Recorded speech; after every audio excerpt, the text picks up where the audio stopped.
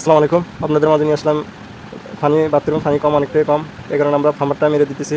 পাম্পারের সাহায্যে পানিটা এখন বের হবে। দেখেন সবগুলা শরবতের পানি। হাই রে শরবতের পানি রে, হাই রে শরবতের পানি। দেখেন পাম্পার মারতেছি, আস্তে আস্তে আসতেছে ফ্যান।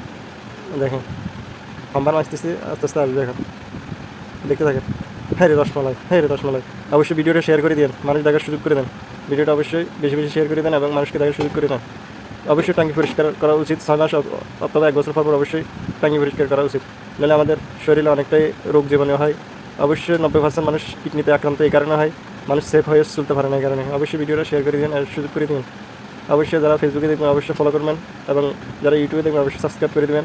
এবং দেখতে পাচ্ছেন আমরা এখন খাবারটা ভালো মতন ক্লিয়ার করে দিতেছি।